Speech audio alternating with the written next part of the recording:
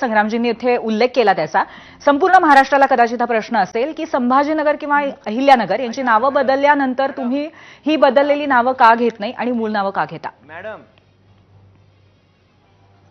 हे काय आहे की ठीक आहे, भारतीय जनता पार्टीने या देशामध्ये सत्तेत आल्यानंतर प्रामुख्याने आज मला या गोष्टीचा आनंद वाटला असतं की एक युवा आमदार हे सांगितलं असतं की आज महाराष्ट्रामध्ये काय परिस्थिती आहे, शेतकऱ्यांचं काय हाल झालेला आहे, ते गेलेलं आहे का शेतकऱ्यांना, जे आज गावाचा संपर्क तुटलेला आहे तिथे तिथे जाऊन त्यांनी केलेलं आहे का?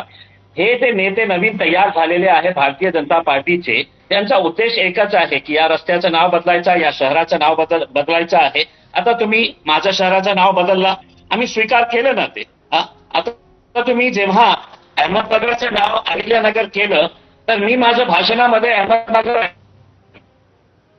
बोलतो, पण याचा अर्थ हे नाही आहे की आपण जे मेन मुद्दा जे आहे त्या मुद्द्यावर न बोलता आपण तुम्ही ह्या शहराचं नाव का, हे नाव कशाला हे नाही आहे करके.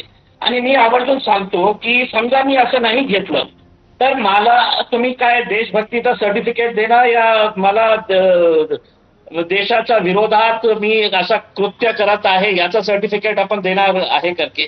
या देशामध्ये या राज्यामध्ये खूप महत्वाचे प्रश्न आहे आणि माझी अपेक्षा हे आहे की जे बरं इम्तियाजी, याच्यावरचे आपले विचार कळले, परंतु आता एकंदरीतच मूळ मुद्द्यावरती येऊयात की महापालिका आगामी निवडणुकांच्या अनुषंगाने मराठवाड्यामध्ये आता इतका सगळा संकटाचा काळ असताना त्या महत्वाच्या मुद्द्यावरनं लक्ष हटवून कुठेतरी वेगळे मुद्दे समोर यावेत किंवा लोकांचं डिस्ट्रॅक्शन व्हावं म्हणून हे सगळं केलं जातं अशी सोशल मीडियावरती सुद्धा चर्चा आहे. तुम्ही काय म्हणाल त्याबद्दल?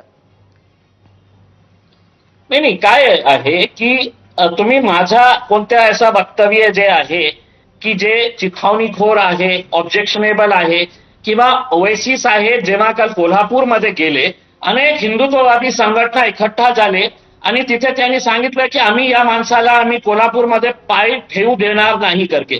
अरे कोल्हापूर जे आहे ते छत्रपती शाहू महाराजांची धरती आहे आणि छत्रपती शाहू महाराजांनी सर्व जाती धर्मांना सोबत घेऊन काम केलेले आहे आणि त्या शहरामध्ये अशा प्रकारचे कोणीतरी संघटन उभे राहतो, मीडिया त्याला कव्हरेज देतो आणि ते मोठा नेता होतो. तसाच प्रकार या शहरामध्ये जेव्हा आम्ही येणार होते की नाही आम्ही येऊ देणार नाही आहे, आणि जेव्हा त्याला कळलं की इतका विरोध होऊन सुद्धा आम्ही कोल्हापूरला गेलं, इचलकरंजीला सभा झाली, मी तिकडच्या पोलीस डिपार्टमेंटला धन्यवाद दिलं की काय चांगली त्यांनी प्लॅनिंग केली होती.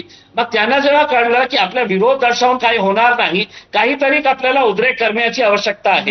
म्हणून काल जे प्रकार घडलेला आहे माझं तर स्पष्ट मत आहे याचा मास्टर माइंड जे आहे कोणीतरी वेगळा आहे आणि बिचारे जे लोकांना जे अरेस्ट करण्यात आलेला आहे आता पोलीस त्याची इन्क्वायरी करत आहे, हे महत्वाचं नाही आहे. मास्टर माइंड कोण होता की हे शोधणं गरजेचं आहे, जसं तुम्ही म्हणताय. आणि मास्टर माइंड कोणीतरी वेगळाच असं तुम्हाला वाटतं? आपण दुबेजींना सुद्धा विचारूया.